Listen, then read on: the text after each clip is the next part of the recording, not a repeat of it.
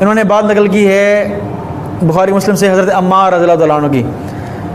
اس کو یہ بار بار اپنے اکثر بیانات میں پیش کرتے رہتے ہیں کہ عمار کو باغی گروہ قتل کرے گا، عمار کو جنت کی طرف بلائے گا اور وہ گروہ کو جہنم کی طرف بلانے والا ہوگا. یہ آپ نے روایت نقل کی ہے یہ صحیح بخاری اور صحیح مسلم کے حوالے سے کہ عمار جنت کے یہاں بلائے گا اور ان کے مخالفین جہنم کے یہاں بلائیں گے.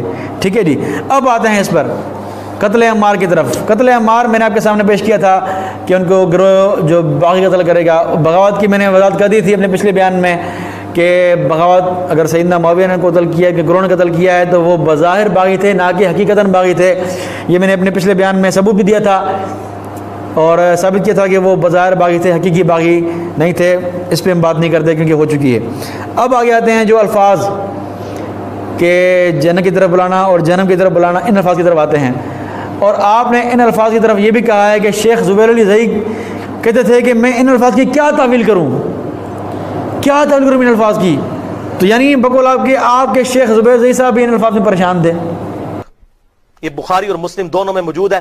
اور شیخ زبیر علی زئی صاحب مجھے خود کہا کرتے تھے علی بھائی جب میں یہ بخاری کی حدیث پڑھتا ہوں کہ عمار جنت کی طرف اور اللہ کی طرف بلائے گا، یہ دونوں الفاظ ہیں، اور عمار کے مخالفین دوزخ کی طرف بلائیں گے، تو میں کانپ اٹھتا ہوں کہ میں اس حدیث کی کیا تعویل بیان کروں.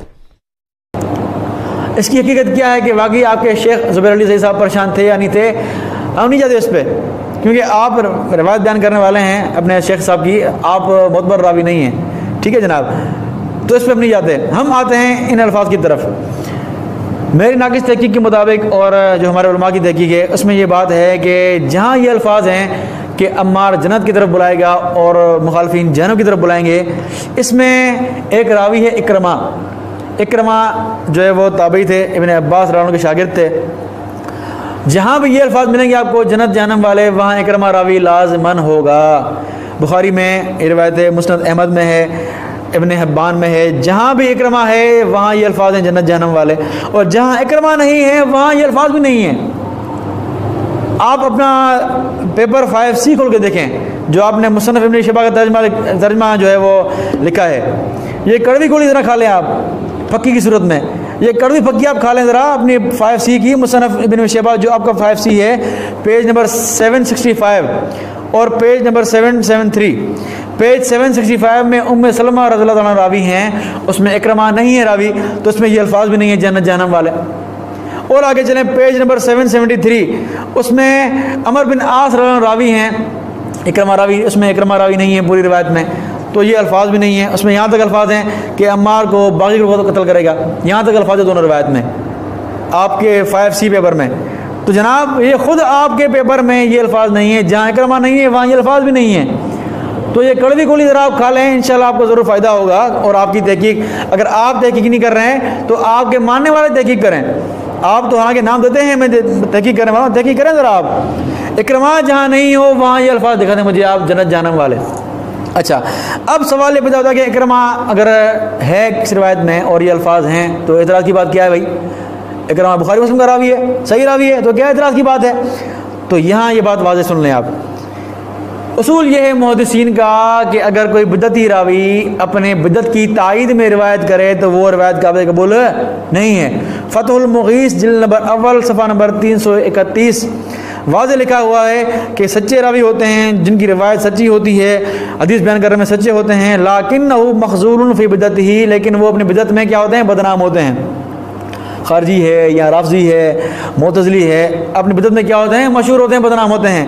لیس منہم حیلۃ الا ان یؤخذ من حدیثہم، اور کوئی ان پہ جرح نہیں ہوتی، کوئی اعتراض نہیں ہوتا کہ ان کی روایت کیوں ٹھکرا دی جائے. ہاں لیکن وہ روایت اذا لم تقوی بہ بدعتہم، جب تک وہ اپنی بدعت کی تقویت میں بات نہیں کر رہا تب تک اس کی بات مانی جائے گی، لیکن جب وہ اپنی بدعت کی تقویت میں روایت کرے تو وہ روایت مانی نہیں جائے گی. یہ اصول محدثین نے لکھا ہے. نخبۃ الفکر میں بھی ابن حجر رحمہ اللہ نے واضح لکھا ہے کہ الاکثر علی قبول غیر الداعیۃ الا ان یروی ما یقوی بدعتہ، کہ جو بدعتی اپنی بدعت کی طرف دعوت نہیں دیتا اس کی ساری روایت قبول ہیں، مگر ان کی وہ روایت قبول نہیں ہے اس بدعتی کی جو اپنی بدعت کی تقویت دینے کے لیے روایت کرتا ہو. فیرد علی المذہب المختار، مختار شدہ مذہب جو معتبر مذہب ہے اس کے مطابق یہ بات صحیح ہے کہ بدعتی جب اپنی تائید میں روایت کرے تو وہ روایت قابل قبول نہیں ہوگی. تو یہ اصول آپ کے سامنے میں نے پیش کر دیا کہ بدعتی کی روایت اس کی مذہب کی تائید میں، بدعت کی تائید میں وہ قبول نہیں ہے۔ اب اکرمہ کے دیکھتے ہیں اکرمہ کے نظریہ کیا تھے۔ تہذیب و تہذیب جلد نمبر 7 پیج 267 واضح لکھا ہے ابن حجر نے، کان اول من احدث فی اہل المغرب الرائے سفریہ، اہل مغرب میں سب سے پہلے خارجیت پھیلانے والا یہی اکرمہ تھا، تبلیغ مبلغ تھا یہ خارجیوں کا۔ آگے چلیں، لکھتے ہیں کہ اکرمہ یرا رأی الخوارج، یہ خارجیوں کا نظریہ رکھتا تھا، تو یہ خارجی تھا اکرمہ۔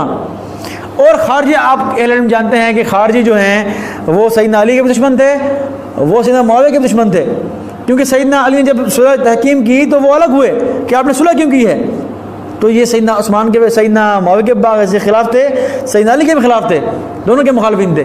تو خارجی جو ہے اکرمہ جو ہے وہ خارجی نظریات کا تھا، اور خارجی حضرت معاویہ سے بغض رکھتے ہیں، ان کے گروہ سے بغض رکھتے ہیں، اس لیے انہوں نے یہ الفاظ اپنی طرف سے بڑھا دیے ہیں کہ عمار جنت کے یہاں بلائے گا اور ان کے مخالفین جہنم کے یہاں بلائیں گے۔ بہرحال تو اکرمہ کی وجہ سے جو ہے وہ یہ الفاظ قابل قبول نہیں ہیں اور یہ الفاظ معتبر نہیں ہیں۔